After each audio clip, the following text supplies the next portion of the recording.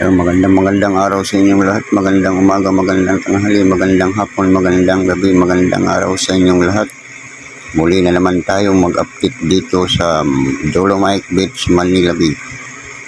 Ito na po ang nangyayari. Magamat araw-araw may naglilinis, hindi pa rin maubos-ubos ang mga basura sapagkat habang may hangin at may alon, may napapadpad pa rin kahit papaanong mga basura. Pero hindi na katulad ng mga pagkatapos ng bagyong Inting na maraming mga basura, mga sari-saring basura. Ngayon unti-unti nang linilinis ng mga Loboys. Ayan yung mga nakalutang ng mga water lily. Ayan ay hindi natin maiwasan ang water lily sapagkat mayroon talagang tumutubo ng water lily. Pero pag tayo mga plastic bottle, mga kung ano-anong mga basura, ayun ang hindi dapat natin itinatapon sa mga basura kung saan-saan sapagkat yun talagang gagaling na sa mga tao yung mga basura na yun. Ayan, unti-unti nang linilinis. Ayan, at malinis na rito sa bandang entrance ng Dolomite Beach sapagkat ang mga naglilinis natin ay walang tigil sa kalilinis sapagkat nais nilang maging maganda ang Dolomite Beach. Ayan, mga Blue Boys. Unti-unti talaga na lumilinis na at hinahapot na yung mga sako-sakong mga basura sapagkat maganda na ang panahon ngayon at wala pang nagbabadyang ulan at bagyo at malakas na hangin. Ayan, yung dahilan na nila yung mga sako-sakong mga basura. Ay inipon na nila yung mga sako-sakong basura na nasinop nila sa dalampasigan ng Dolomite Beach. Ayan, kaya tuloy-tuloy tayo sa pag-update dito sa Dolomite Beach sapagkat ito ang ating nakikita sa mga araw na ito na patuloy na nililinis ng mga Blue Boys. Ayan, ang mga Blue Boys kung tawagin ay mga talagang ako. Kaya dati yung mga kakaroon ng mga basura dahil sa mga tinatapon natin sa mga kung saan-saan. Kaya mabuti na lang at may mga masisipag na naglilinis sa atin. Kaya ito ang ating mga matutunghayan natin ngayon at mga linis na ang mga lugar na ito dito sa Dolomite Beach sapagkat kaya lahat ng mga basura ay iniipon nila. Ito yung mga kulay brown ng mga basura. Ito yung water lily kasi madali silang mamatay sa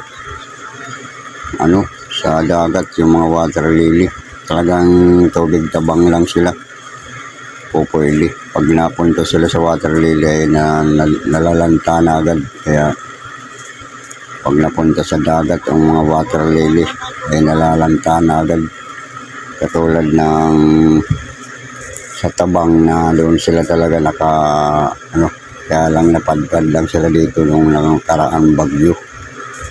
Yan, malinis na naman ito yung entrance ng Dolomite Beach. Unti nang nalilinis at bagamat mayroon pa rin napapadpad na mga basura, mayroon ng mga basurang naipon at unti-unti nang kinakarga na sa mga truck at ilang truck na ang mga lumadaan dito at mga napuno na mga truck. Wala pa rin katapusan sa paglilinis sapagkat sa sobrang daming mga basura, kahit saan naman mga basura. Kaya di natin maiwasan na talagang may mga basura pa rin na napapadpan dito dahil sa may hangin pa at mayroon pang mga alon na dinadanga. Kaya hindi natin iiwasan na mayroon pa rin dumarating na mga basura. Pero bagamat may mga basura pa rin ay hindi na katulad yung bagong bagyo pa lang, at ngayon ay unti-unti nang nalilinis ang ating paligid sapagkat hindi na katulad nung unang bagyo at sa katatapos lang ng bagyo ng Inting. Kaya ito ngayon ang mga kaganapan dito sa Dolomite Beach entrance. Ayan yung bato na malaki. Ito yung pinaka-entrance ng Dolomite Beach. Kaya natin makikita na may mga blue boys dito at mga naglilinis na naka-blue. Ito yung mga naka-assign ngayon sa araw na ito. Kaya unti-unti nang nalilinis sapagkat masisipag ang ating mga tagalinis dito sa Dolomite Beach. Kaya ating maasahan ang mga tulad ng mga MMDE, ang Warriors, ang mga mandaragat na patuloy na naglilinis dito sa ating Dolomite Beach. Ang hangarin nila ay maging malinis. Kaya dapat tayo mga mamamayan at din tayo ay nais din tayo na maging malinis ang ating kapaligiran saan man tayo nakanaroon. Pag-usay, sinop natin ang ating mga basura. Huwag natin itapon kung saan-saan pagkat hindi natin maiiwasan na mawalang tayong kalinisan sapagkat kung tayo ay tapon ng tapon kung saan-saan, ayan ang ating mangyayari dito sa ating bansa, dito sa ating bayan na wala ng katapusan ng mga basura. Kunting ulan, kunting bagyo, kunting baha at marami ng mga basura na nating makikita. Kahit saan na lugar may mga basura. Dito man sa Manila Bay, sa mga karating probinsya, mga saan-saan na mga probinsya, marami pa rin ang mga basura.